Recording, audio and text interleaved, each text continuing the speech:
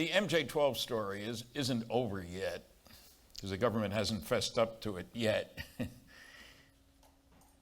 And for those of you who wonder what the heck is MJ-12 or Majestic 12 or Operation Majestic 12, it's kind of a fascinating story, but it fills in a gap. You see, there's a big question. Where did all the UFO sightings go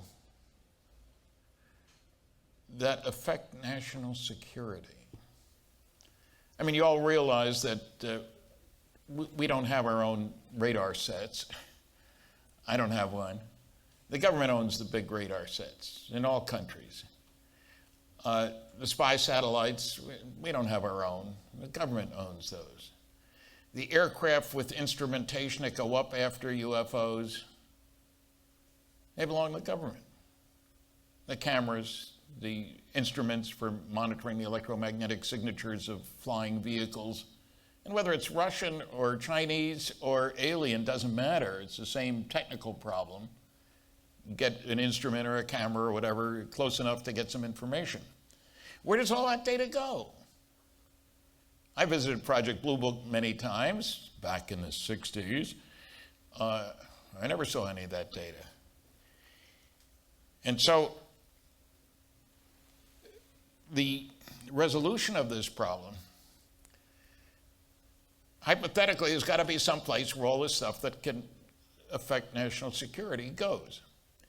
And that became solidified, that notion. Back about 1979, when a memo written by Air Force General Carol Bolender was released. And in it, he had been asked, as I found out later when talking to him, he had been asked by the Air Force, what should we do about Project Blue Book? The University of Colorado study said, close it, it's not doing anything for national security or technology or anything, and I agree with that. So General Bolender, an engineer, nothing to do with Blue Book, wrote a memo, which we didn't see until 10 years later. This is in 1969, he wrote the memo, and it resulted in the closure of Project Blue Book, which you'll still hear about from the Air Force. That's the group that was concerned with UFOs, and nothing to it. No national security concerns. Nothing to worry about. Bolender said, simple words, reports of UFOs which could affect national security are made in accordance with JNAP, Joint Army-Navy Air Force Publication 146, or Air Force Manual 55-11, and are not part of the Blue Book system. That's an extraordinary claim. Every year the Air Force says, we only had Project Blue Book, forget about it, no national security concerns. He said, 2 paragraphs later, if we close Project Blue Book, the public won't have a place to report UFO sightings. However, as previously noted, reports which could affect national security will continue to be investigated using the procedures designed for that purpose. So the question is, what happened to those reports? They're the only ones I'm interested in. I mean, a light going by in the sky is no big deal. If it could affect national security, maybe it was chased by an airplane, maybe it shot down a jet that was trying to shoot it down, who knows? They're the ones that I want to find out about. Didn't see it until 79. I decided I wanted to find out more, so I located General Bolender. He was still alive then. And I said, it sounds to me, I gave him some background and stuff, that I'd had a security clearance for 14 years and read his memo. And I said, it sounds to me like you're saying there are 2 separate channels of information.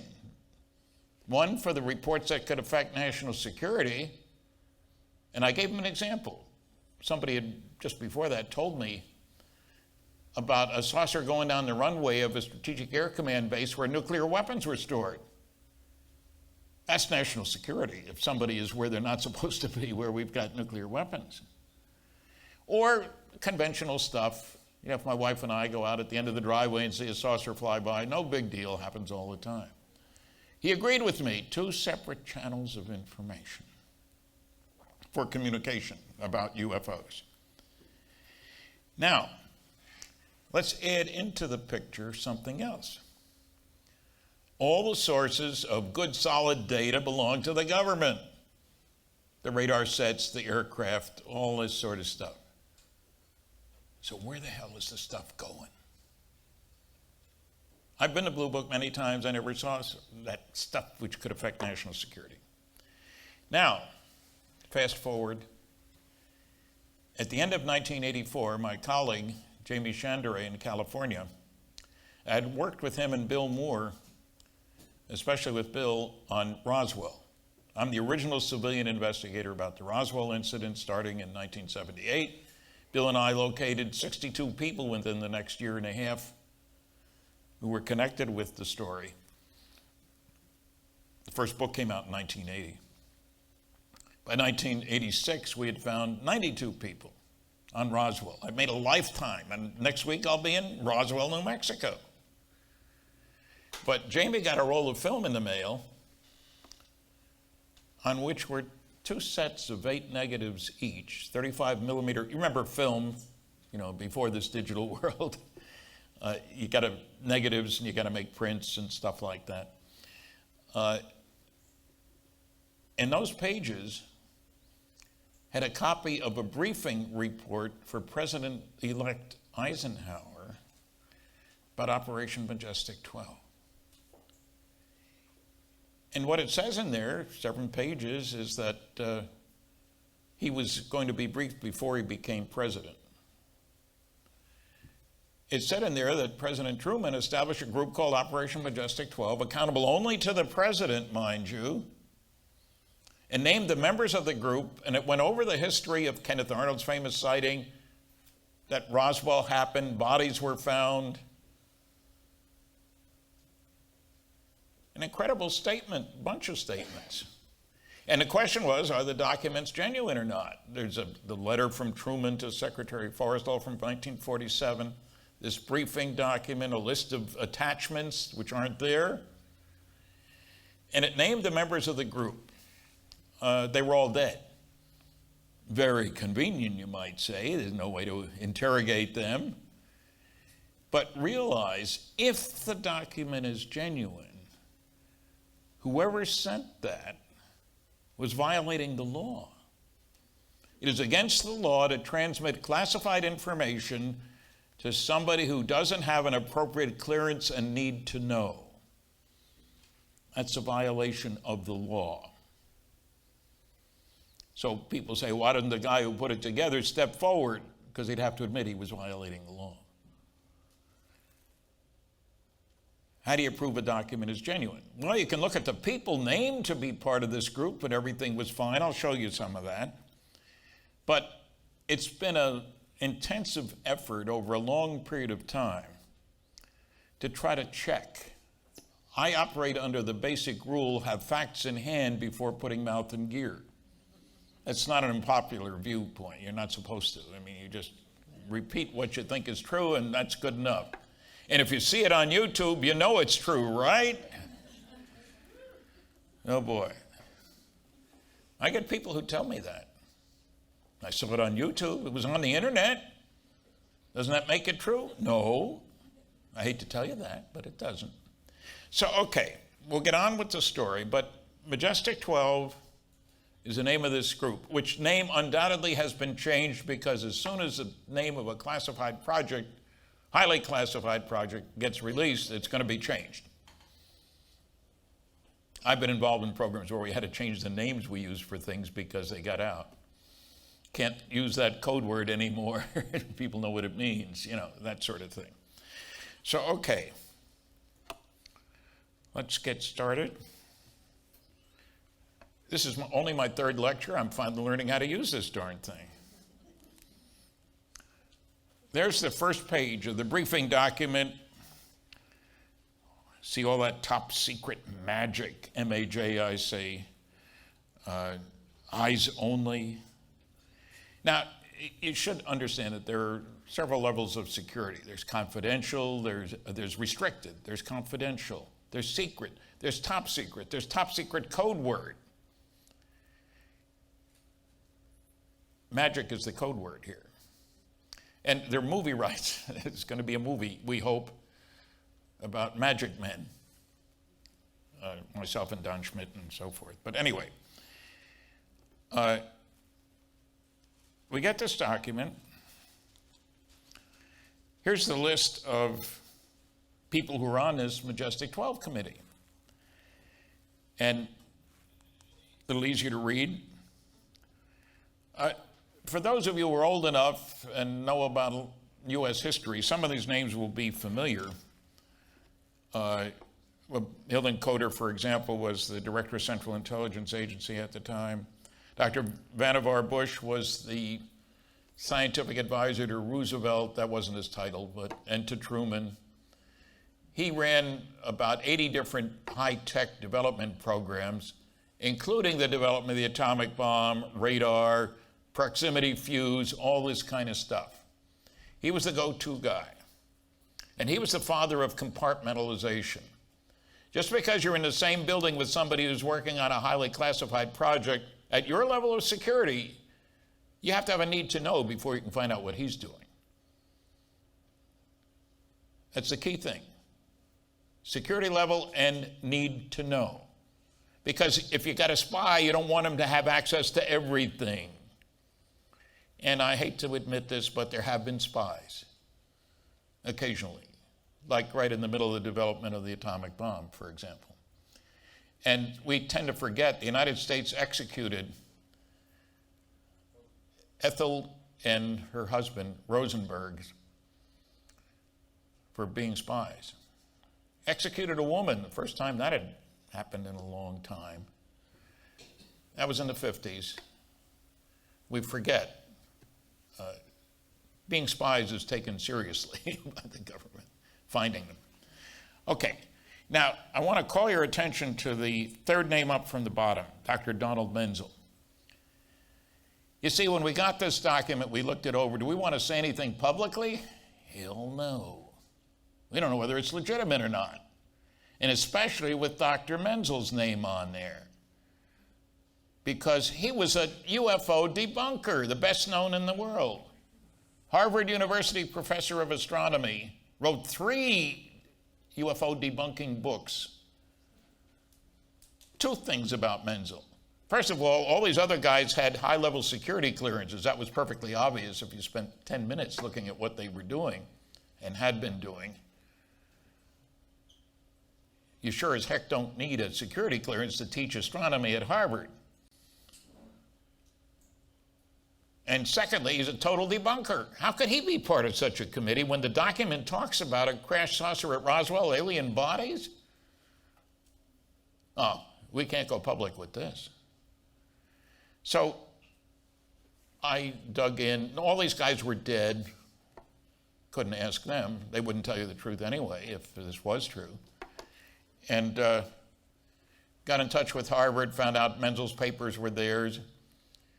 Had to get 3 different people to agree that it was okay for me to look at them. Went up there, got a grant from the Fund for UFO Research, and was totally shocked by what I found, because I didn't like him while he was alive. I had one run-in with him. And I invited him to a lecture I was giving at Harvard. I gave him my name. Oh, I know who you are. I know all about you. Oh, you saw my congressional testimony next to yours? You can't be a scientist and believe in flying saucers, he said. At which I laughed. He got angry, started a rant. I said, Dr. Menzel, I didn't call to argue with you. I called out of courtesy to invite you to my lecture, because I don't know if it was for an engineering society, whether they had publicized my program. Well, of course I won't be there. And I told the story that night, incidentally. So I was not disposed to think of him very kindly. Such a stupid thing. You can't be a scientist and believe in flying saucers. Okay, I get up to Harvard, and I had looked at his correspondence files someplace else and didn't see anything exciting. But there's a JFK file, John F. Kennedy. I looked at that and was totally shocked by what I found, because here's Donald Menzel telling President Kennedy he had worked to help elect him scientist for Kennedy. There's one area where I may be able to help you, especially, and that's with regard to the National Security Agency. Mr. Snowden's outfit, you know, that does all the secrecy stuff, no such agency, never says anything, all that stuff. I've had a longer continuous association with them, almost 30 years, than anybody in the country, with them and their Navy predecessors. What? Where did that come from? I'd never seen anything like that. 2 whole issues of Sky and Telescope magazine were devoted to Donald Menzel upon his death and his 100th anniversary of his birth. Not a word about this post-World War II highly classified material. Turned out he was one of the world's top cryptologists, code breakers, code makers. It goes on and on and on, but I was totally shocked. And when I wrote an article about this, half the people in ufology said, "You got to be crazy, Stan. He couldn't lead a double life." Well, I hate to tell you this, but every good spy leads a double life. Remember, there were 3 guys in England, Burgess, Philby, and McLean, who were Russian spies, but they were working for British intelligence. You got to be careful when you do that so that nobody can trace back anything to you. So it has happened before. Anyway, those findings certainly encouraged me to dig into things. And these were outstanding people, and I talked to the families of all of them except one who isn't named, who replaced Forrestal after Forrestal's death. That's what that asterisk means next to him. And none of them knew anything, but at least I had talked to families to get a handle on it. Here are all these people. You can see military guys. Now, the discussion went on with vigorous attacks from the debunkers, even within ufology. All kinds of crazy arguments. I'll just mention one. Somebody said, well, it says Admiral Hillenkoetter, but he was only a rear admiral. Obviously, the documents are fraud. They didn't point out that all the military ranks, it says general, general, general, admiral, those are all generic ranks. In other words, you use the term general, whether it's brigadier general, major general, lieutenant general, 4-star general. Admiral, there's rear admiral, there's another rank in there. So the fact that he's called admiral doesn't mean the documents are fraud. It meant the person was using a standard technique. And President Eisenhower's staff secretary used that technique, generic ranks for military guys meeting with the president, including himself when he listed attendees at a meeting. General Goodpaster signed it, Brigadier General Goodpaster. I talked to 2 archivists. Standard practice, Stan. I said, does it bother you that they use generic ranks? No, that's Ike did. He mentioned one of his books, I dug it out. Yeah. General, when the guy wasn't a 4-star. So that is typical of the attacks that are made without checking, not having facts in hand before putting mouth in gear. We'll go through some of those. Anyway, it was an impressive cast of characters.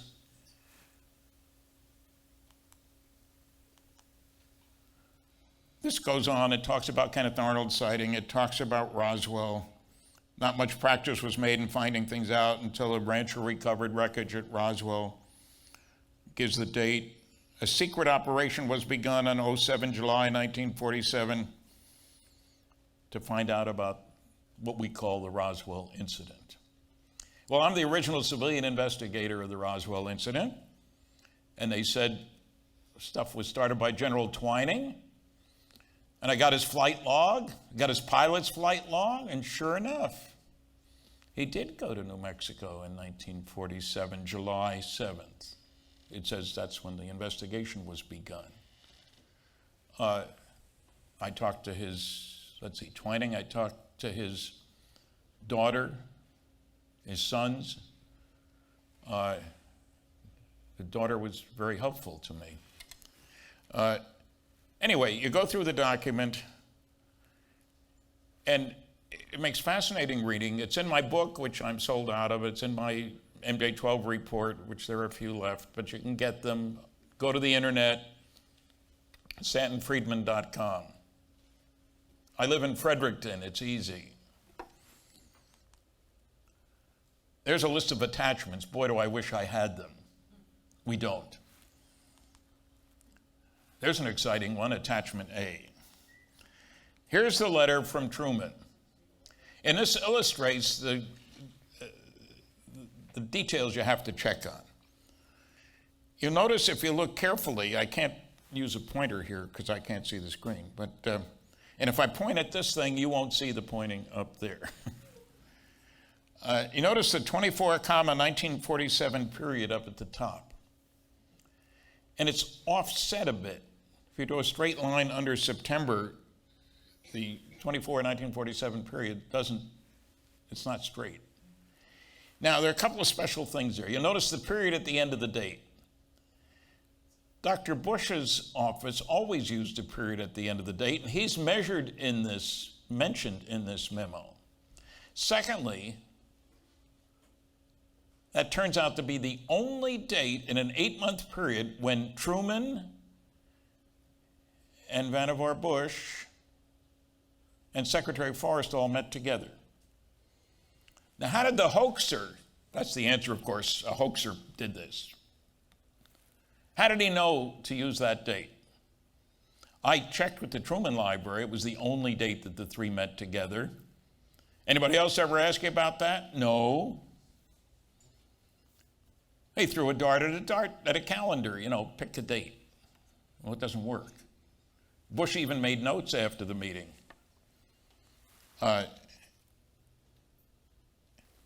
Notice the, supposed to be a signature there. Notice Harry Truman's signature. I've had people say that's too much like Harry Truman's signature. What do you expect it to be like, for goodness sakes? No two signatures are alike, somebody said. They referred to a document supposedly in the 60s. The document he was referring to was actually written umpteen years ago, long before Xerox machines. Truman actually told his sister that after his incredible victory in 1948, you remember the headline of the Chicago paper, Dewey beats Truman? Nope, didn't happen. Truman beat Dewey. But he was sending thank you notes, hundreds an hour. Don't tell me none of those had the same signature on them. You can have identical signatures, said the expert on signatures, only not consecutively.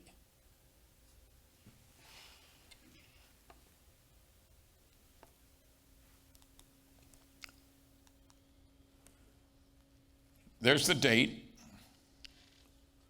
You can see what special date. The date after the period.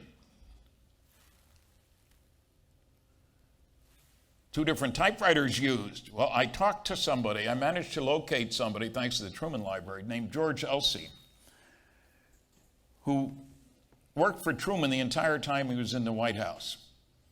And I asked if I could send him the documents and get his opinion on them, and then call him. And I did that. And just before I called him, I suddenly realized, if he knows anything, he can't tell me. So I got to ask my questions carefully. Not, are the documents genuine? Did you see any reason to think the documents were fraudulent? He could answer that. I asked him a lot of questions. He was very helpful. He saw no reason to say the documents were fraudulent. You haven't seen a couple of other ones, but we'll say them. I asked about this business of being in a typewriter, more than two different typewriters. It happened often. You don't put the date part on until you're absolutely sure it's the right day. In other words, you prepare a memo for Truman's signature. But you don't put in the typewriter to give the date until whenever what you're talking about happens, because that's a record, an official record, and so you better put the right date on it. And so I had several examples that I found of the date being partially done with a different typewriter, the numbers versus the words. So rather than proving fraud, it doesn't prove fraud. Now here's a very controversial one. My colleagues got some postcards, crazy postcards, talking about going to Washington and other words.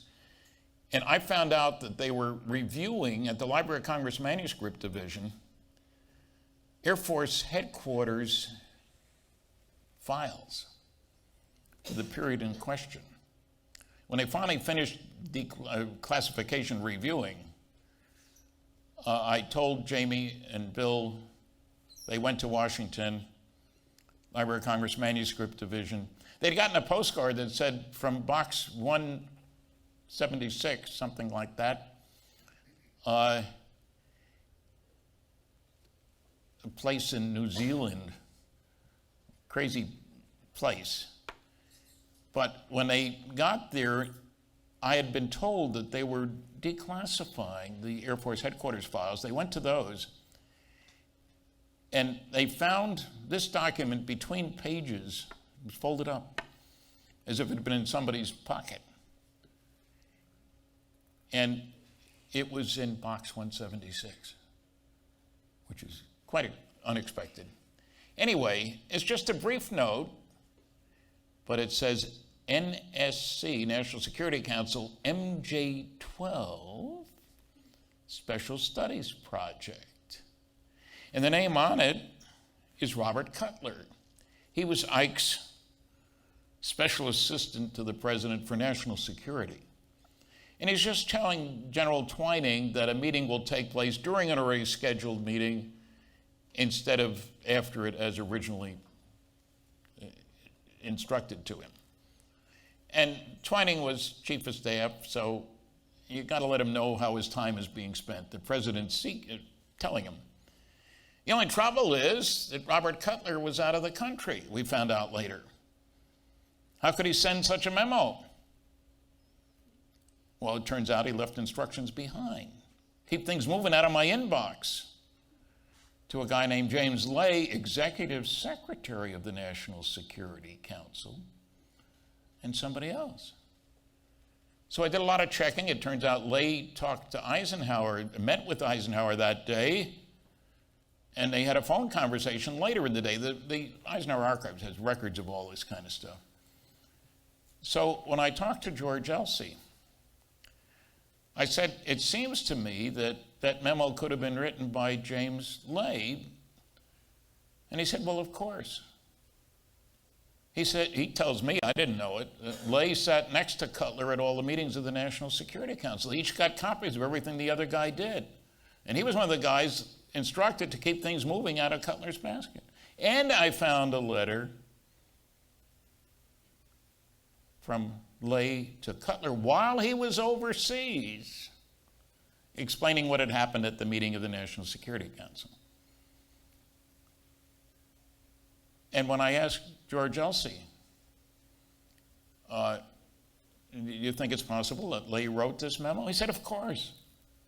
It's just a simple change of time.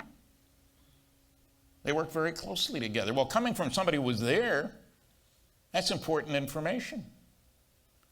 So I'm satisfied it was Cutler. Now you look at the upper right-hand part, and you can't see it on the Xerox copy, but in the original there's a slant red pencil line through the crazy security marking, top secret restricted. Oh, there was another one. People said, oh no, the government didn't use top secret restricted.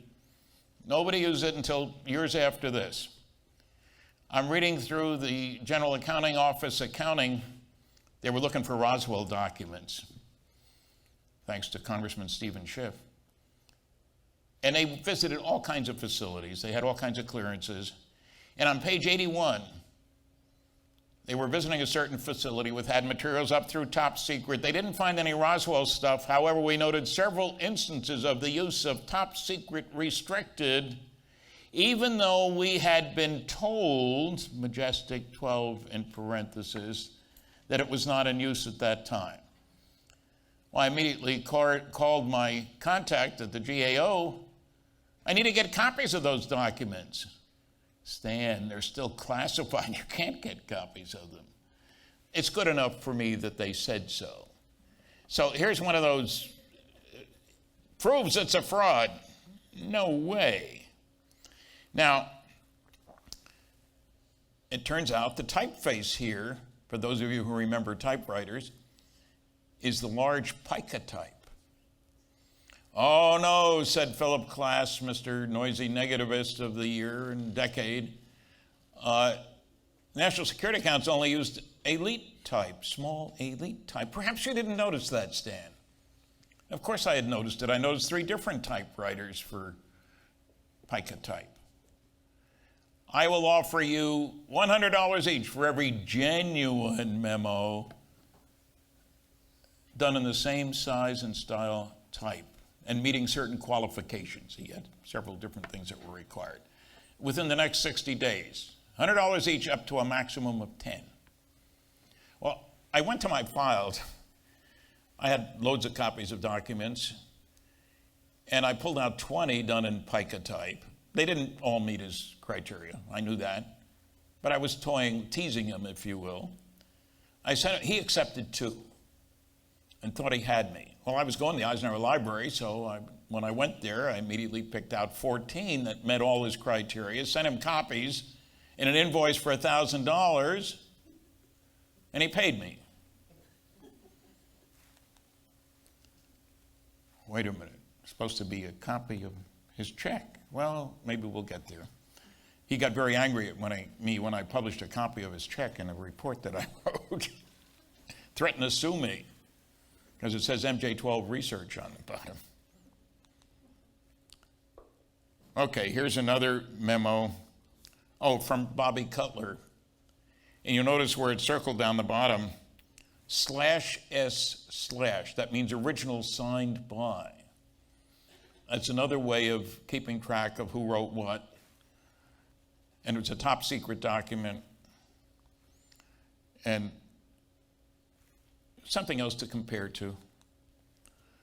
There's the original, and that slant red pencil mark.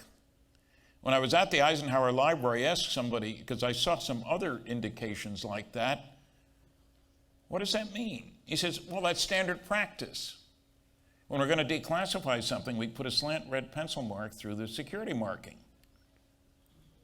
I didn't know that, and I had lots of visits to archives. Nobody else knew it either. But how did the hoaxer know it? That makes it legitimate, not phony. Incidentally, there's a watermark on this paper. When you hold it up to the light, you can see it. And we found the company that made the paper. There's another place. I was told that all of Cutler's carbon copies, if you will, are done on this kind of paper, certain watermark. Well, when I was at the library, I pointed out several examples of ones that weren't done on that kind of paper. We found the company that made it. The government bought lots of it. So again, it works. There's that, believe it or not, is me on the right. This is a long time ago, 1985. And Jamie in the middle and Bill Moore on the left. Some of us have gotten a little older since then.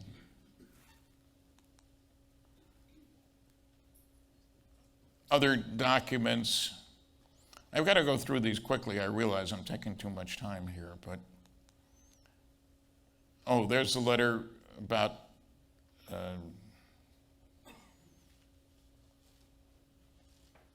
from the Eisenhower Library.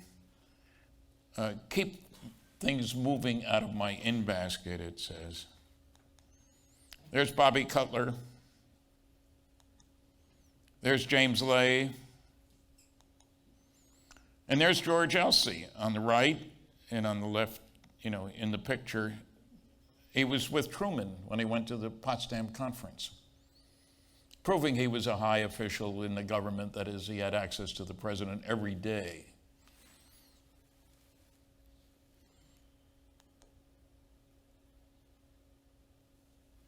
And so Elsey said, of course, Lay would have written the memo. There's Dr. Donald Menzel. And this is the letter from the attorney to Vannevar Bush about Menzel almost losing his security clearance, which nobody knew he had.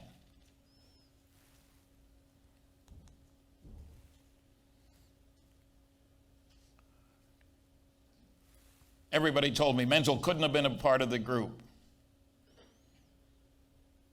There's even a recent article about his contributions to cryptology. The guy led a double life. More power to him. I developed a lot of respect for him. Major contributions to American security, even though he was lying through his teeth about flying saucers. Sometimes you got to do that. There's Ike's staff secretary, General Goodpaster, who called himself general even though he was a brigadier general. Signed, brigadier general. There's General Twining.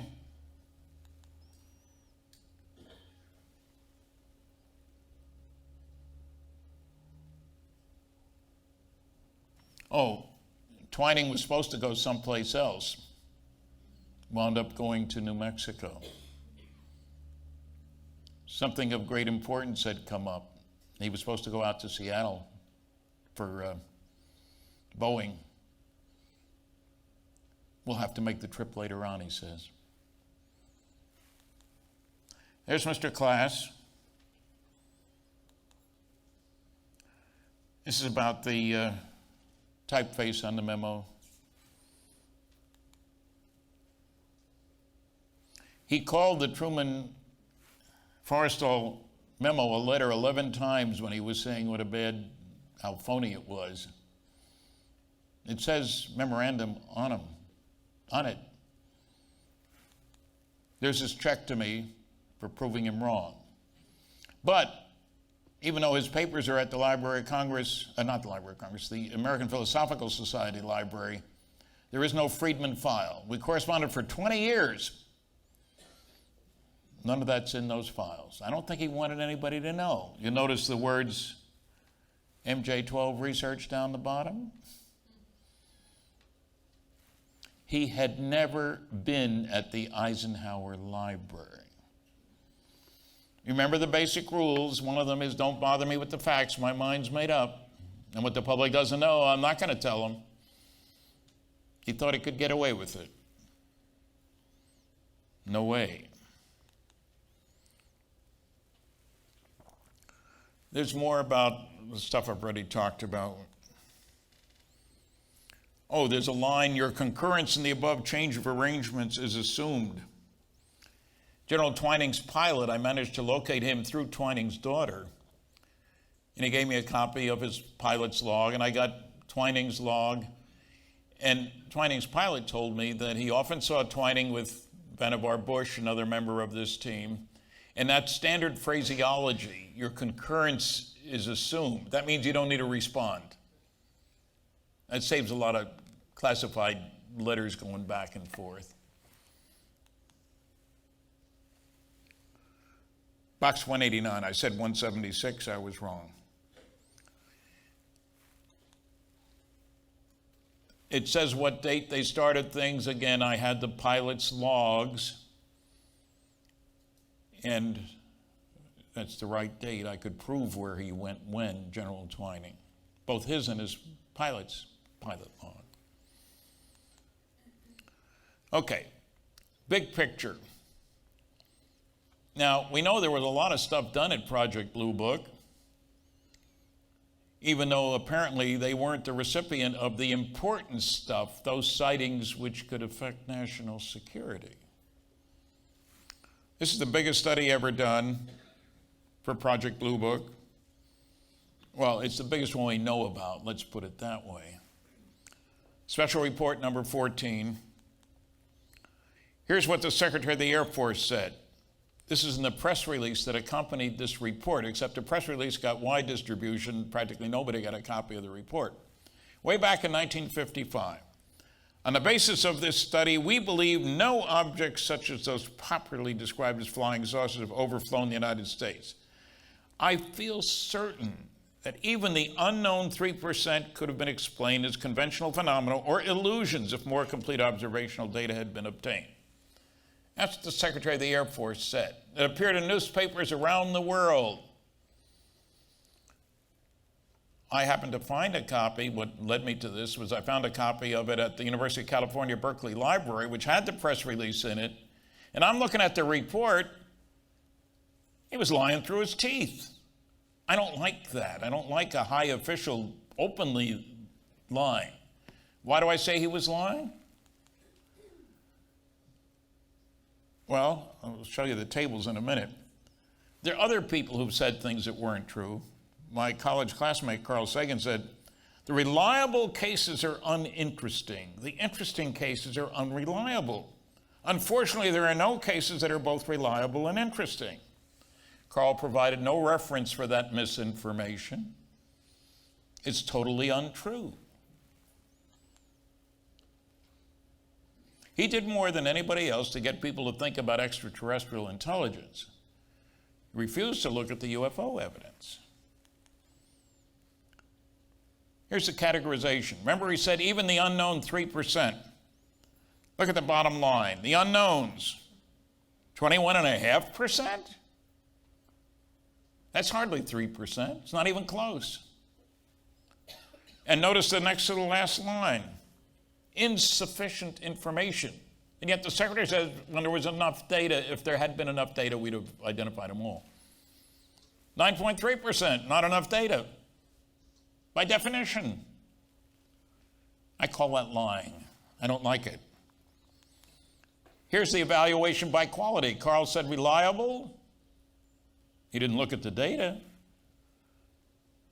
The better the quality of the sighting, the more reliability of the sighting, the more likely to be unexplainable. I published this data in places where Carl I know had it. My congressional testimony, for example. So you got to be careful because people make claims without providing supporting evidence or even a reference to where you can find the evidence. Now, I've been challenged by people telling me, Stan, there is no cover-up of UFO data. Government's not holding anything back. Really? That sounds good. I mean, admittedly, government people have said there is no cover-up. The facts speak otherwise. This is a typical one of many dozens of CIA top secret Umbra UFO documents by their designation. You can read 8 words. No cover-up? And people have said to me, why don't you just scrape off the black? You can't. They send you a Xerox. There's nothing underneath it that you can find. And then there's the dear old NSA. 156 top secret Umbra UFO documents from the NSA. All like this one. You can read one sentence. Everything else is whited out. And I had guys tell me their NSA isn't holding back anymore. I said, can you read what's under the whiteout? Well, no. Well, then they are. Oh, it's sources and methods information, Stan. Yeah, 98% sources and methods and 2% information. Does that make any sense at all? No, it does not. And this is all old stuff. How many more since then, we don't know. There is a cover-up. Oh, yeah, I had written Air Force Intelligence, and I found out, that somebody else found it, that they put out a letter after I wrote. We expect that you'll be getting a request from Stanton Friedman. Now, they were nice. They whited out my address, protecting my privacy. That you'll get a request from him for information about UFOs, and if such a request is received, do not, repeat, do not respond as required by an Air Force regulation. Instead, send the request here to headquarters. So they're telling their own people, forget the regulations. Let us handle it. And there's no cover-up?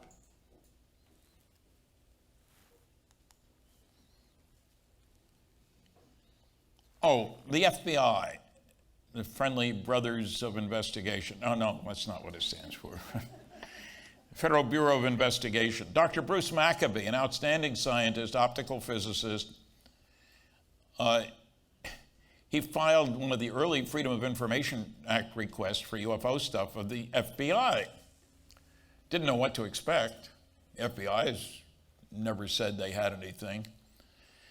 And he got 1,500 pages, much to his surprise, including a number of letters like this one where Hoover wrote people, "It is not now, nor has it ever been the role of the FBI to investigate UFOs."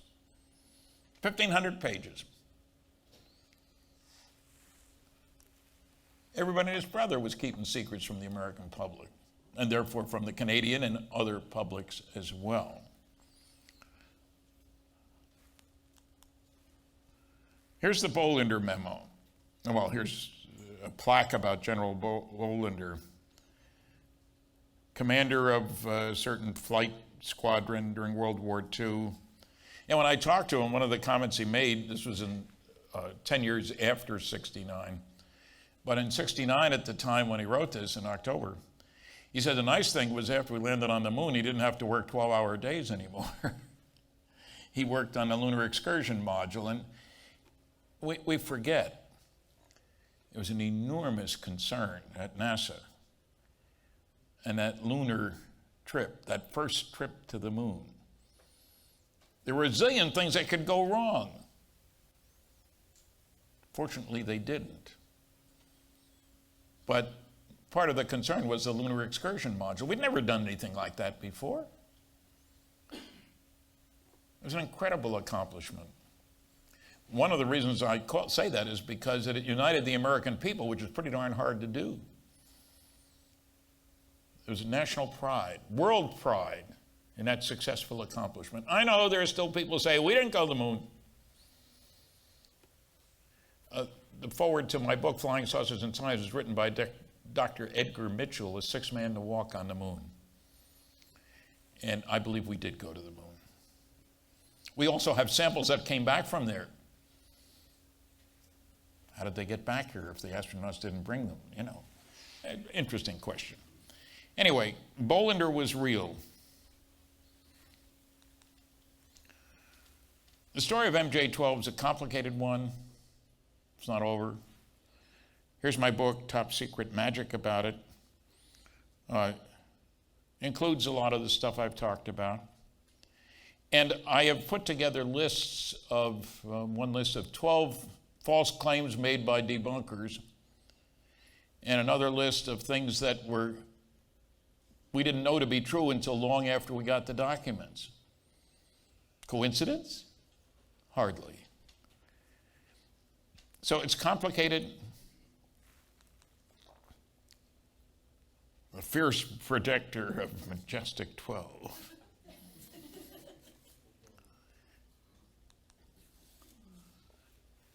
One of the things, you know, there should have been a signature or an S. I've mentioned all that stuff. It's trivia, but you build enough of it, and you have to say, how did anybody know that? And I've had people ask me, why didn't the guy who wrote the memo or who filmed the memo come forward? Because he was breaking the law. He's going to stand up and say, well, I broke the law, arrest me now. You cannot give top secret material to somebody without a clearance or a need to know. That's a violation of the law. Just like some people said, well, all those guys on that group, they certainly would have told their wives what they were doing. Forget it. I never told my wife anything classified. I can't control what she says or who's listening or anything like that. the man who headed the Manhattan Project to develop nuclear weapons. His wife found out what he was doing the day of the first explosion in Hiroshima. She didn't know before that he was working on an atomic bomb. What the heck's an atomic bomb? It was a secret city, Los Alamos. Thousands of people working there. I won't go into the trivia. Oh, you get strange objections. The White House, the National Security Council guy at the National Archives said that, well, there was no NSC meeting on that day, that Cutler-Twining memo. It doesn't say it was an NSC meeting. It says the already scheduled meeting, which is not the same thing because there were all kinds of meetings at the White House.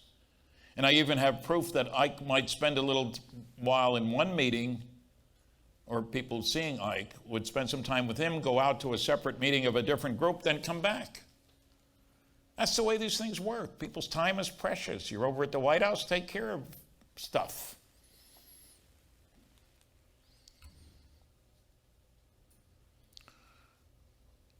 Just to mention that there's one heck of a lot of research on Roswell. And there is a DVD out there, first-hand testimony from 21 Roswell witnesses. They're all dead now. You can't talk to them anymore, but you can watch their testimony. You can decide for yourself. This is not somebody saying, Party A saying, this is what Party B said. This is first-hand testimony from people who handled wreckage, were there, et cetera, et cetera. The data's there. And as I told the other day, some people say that RAAF is Royal Australian Air Force. That's one of those silly ones. Roswell Army Airfield was the name of the base.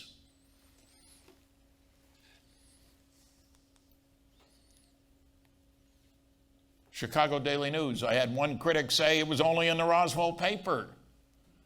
Roswell is not in Chicago the last time I checked. It isn't even close, you know.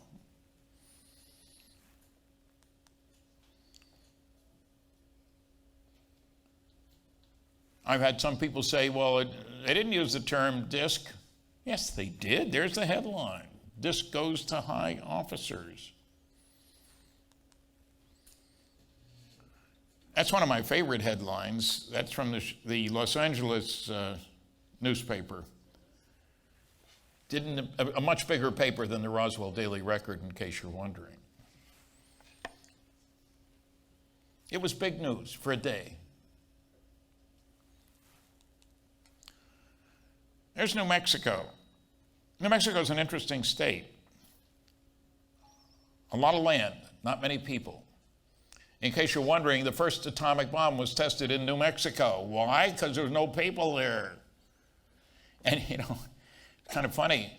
Lots of people called the sheriff. The bomb test was successful. It was seen from 100 miles away.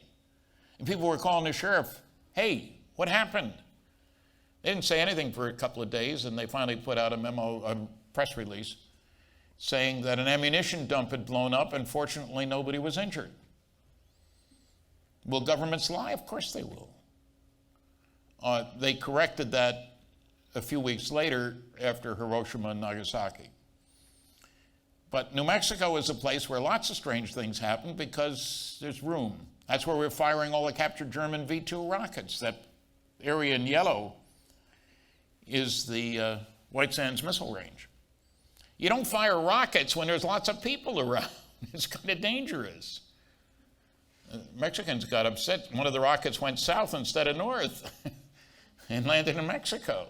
It didn't have a bomb on it, but still, nobody likes having rockets dropped on their head. And you can see Roswell is 200 miles from Albuquerque. Southeast, the lower right-hand corner of the thing. It's not on the way to anywhere. If you're in Roswell, which I will be next week, it's because you want to be there. It's the annual UFO Festival at the International UFO Museum and Research Center. A lot of stuff to see.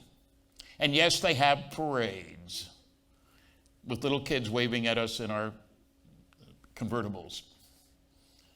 And I got people getting mad at me. Oh, Stan, come on, they're just playing games down there. Costume contests. Well, if you're going out of your way to go to a place that's out of the way and you're taking your kids, it would be nice if there was something for them to do instead of just go to the museum and look at exhibits. Some of you may know that not all kids like spending their time at museums, especially in something like this. So New Mexico, if you go to visit, incidentally, lots of sunscreen.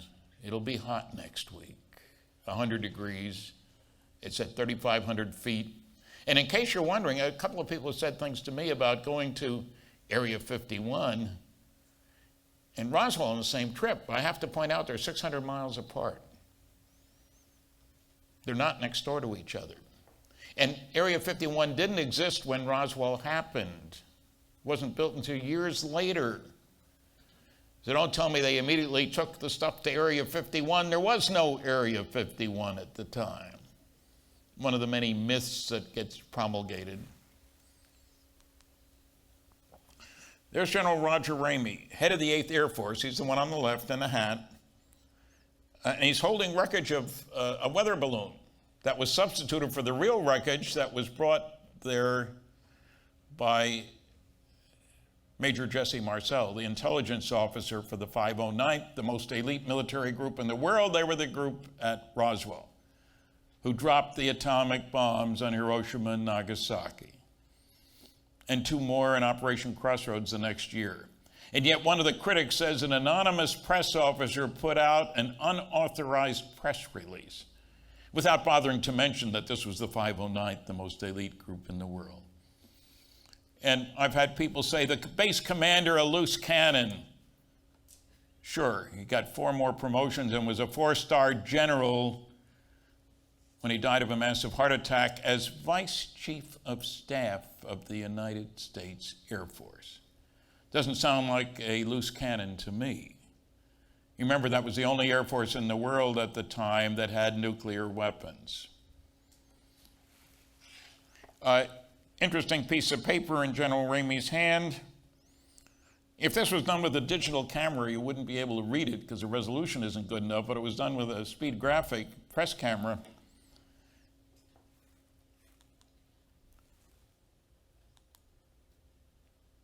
And some clever people have actually managed to read it. And my favorite line is, victims of the wreck. Weather balloons don't have victims of wrecks, in case you're thinking about that for a little bit. And I managed to locate the other man in the picture. Ramey was dead. I couldn't reach him. Blanchard was dead. Talked to family, but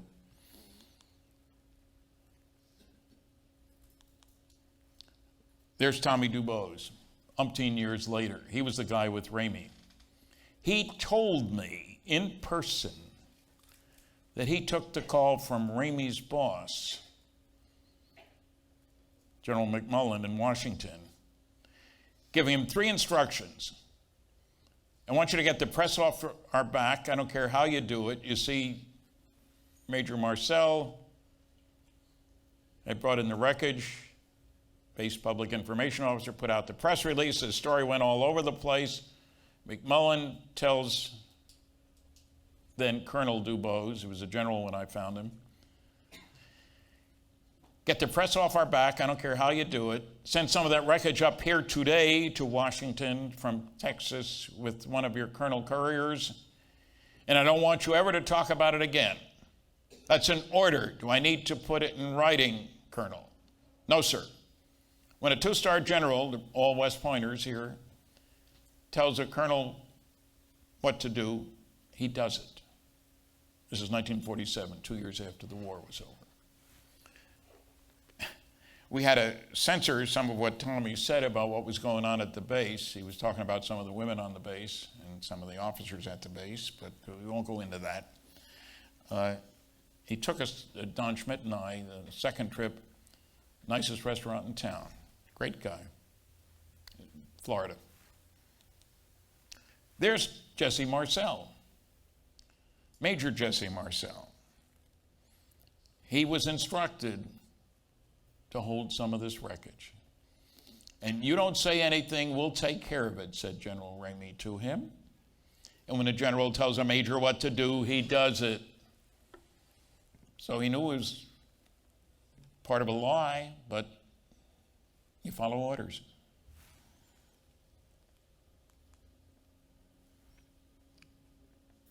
Love that headline. All those 3 pictures had to do with this flying disc. At Alamogordo, they launched stuff to tell the press, no, nothing going on at Roswell. Don't worry about it. Forget about it. They lied. Dr. Jesse Marcel Jr., the at that time 11-year-old son of Major Marcel, handled pieces of the wreckage. He died last year. He was a medical doctor, a pilot, was called back in to serve as a helicopter pilot because he was a flight surgeon. Middle East, flew 225 combat hours. He was called back in at age 68. Pretty hard up when you got to call the guy back in to fly combat missions at age 68. He wasn't complaining. He was a patriot. He also served in another place that we never were, Cambodia. His helicopter got shot down there, that Vietnamese war, you know. And they made it back to our lines. Was there another lie? Oh yeah, the government said we were never in Cambodia.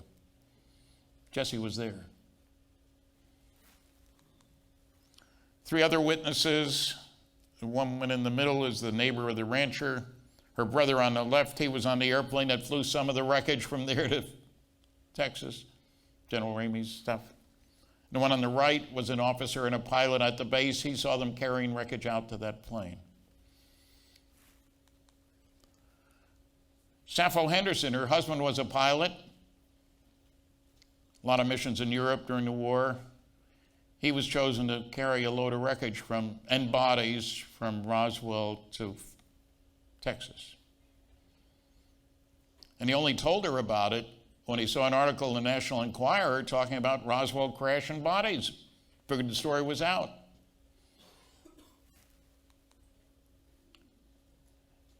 Man on the left was Pappy Henderson, her husband's close friend, and he had shown him some wreckage on his honor as a former naval officer not to talk about it, which he didn't while Pappy was alive.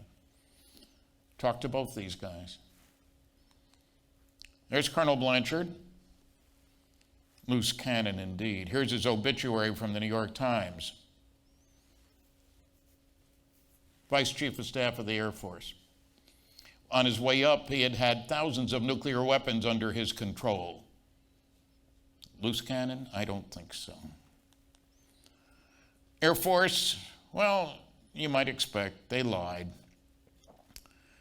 This was the mogul balloon explanation. You see, there were 4 explanations, just in sequence. Flying saucer captured, flying disc. Oh, sorry, gee whiz, it was a weather balloon with a radar reflector. As if the people at Roswell couldn't identify those. They launched weather balloons every day. Then the 3rd explanation, oh, it was really a mogul balloon. Super secret special balloon train, 20 to 25 balloons at 20-foot intervals.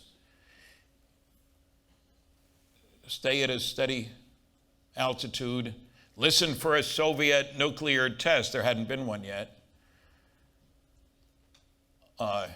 Super secret? No, the mission was secret. None of the technology was secret. They lied again. No launch fit in the time frame. Well, they didn't say anything about bodies. Well, we got to make up for that.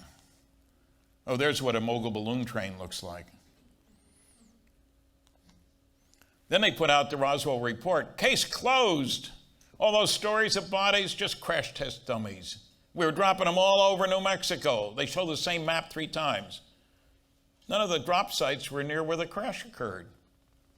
Kind of interesting. The dummies in the middle. The man on the right, Colonel Marsden, he was in charge of the program. None of the crash test dummies were dropped until 6 years after Roswell.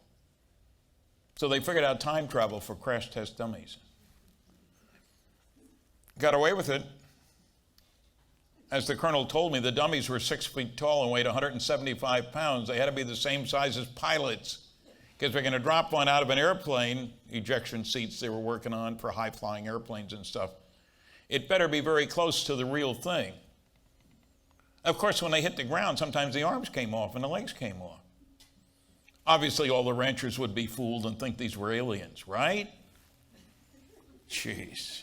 In Air Force uniform, which is kind of a neat trick. Sometimes the depths of the lying get you down a little bit.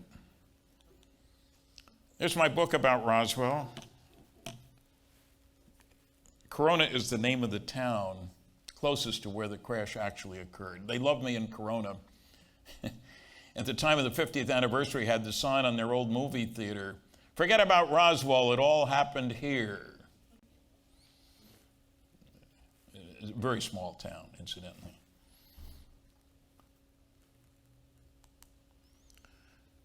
Dr. Marcel wrote this book with his wife. He just died last year, as I said. And of course, when he was interviewed for the Peter Jennings special, they didn't bother to mention that he was serving at the time as a flight surgeon in the Middle East, was a colonel, and was a medical doctor. Now, if those things don't go to credibility, I don't know what does. But if you're going to look for the truth, you got to look hard. Oh, this is that DVD that I mentioned, first-hand testimony about Roswell. Lots of it. 108 minutes long. James McDonnell, the finest ufologist ever. I can't tell you a copy of his report, his congressional testimony, 41 outstanding sightings, because I'm out of them. The best ufologist ever. Dr. J. Allen Hynek, professor of astronomy at Northwestern University, the Air Force Project Blue Book scientific consultant for 20 years. When I gave him a copy of that Bolender memo that I mentioned, he was angry. They used us, as he realized that they hadn't been getting the good stuff. I don't know why he thought they had been, but they weren't getting it. More than 70 cases that couldn't be explained in this book. University of Colorado study, no evidence, was 965 pages long, and 30% of the 117 cases studied in detail could not be identified. Now, the head of the program was Dr. Condon. He never said that. Nothing of use. Nothing of flying saucers. A lie. He also said his files weren't preserved while they're at the American Philosophical Society library. Didn't want anybody looking at them, I guess. Oh, another report came out, SOM 101. It's instructions for military guys what they should do if a saucer crashes. How to handle the bodies, the cover stories to put out to the press, all that sort of stuff. I think this is the fourth document that's genuine. All kinds of details. Dr. Robert M. Wood, PhD, was head of research for McDonnell Douglas Astronautics, got into exhaustive study of SOM 101. Got a couple copies of this DVD, back and forth between me and debunkers. Nuclear rocket engine, just so you know that we have worked on such things. Liquid hydrogen comes in very, very cold, goes out very, very hot, and you get thrust. And these were operated successfully out in the nuclear test site. There's one of them, worked on this at Westinghouse. Only 1,100 megawatts, half the power of Hoover Dam, this big. Operated in the 1960s. Nuclear-powered submarine, goes around the world underwater. Nuclear-powered aircraft carrier operates for 18 years without refueling. 18 years. And you don't think we can use nuclear energy to get to the stars? You're wrong. First H-bomb, 3-mile wide fireball. Final report, it's not final, but I had a contract to do some research, so I had to call it final report. Other Truman signatures and data. All the signatures, you notice the upper cross on the T. One wag said they always stopped, rest near the respectfully or sincerely yours. Well, you can see they don't. One of my favorite cartoons, the St. John newspaper, St. John, New Brunswick newspaper, had an article about my being named to the Roswell Hall of Fame. And that's what it says, Roswell UFO Hall of Fame, in that little thing I'm holding up. Always nice to be recognized by your peers. I guess he means the little guys are my peers. I don't know. I'm not tall enough, I guess. There's going to be a movie, maybe, Hollywood Unpredictable, MAJIC Man. Myself, Don Schmidt on the right, and the producer of the movie, maybe, is in the middle. I hope we find out in the next 5 years while I'm still alive whether it's going to be made or not. And that concludes today's presentation. Thank you very much.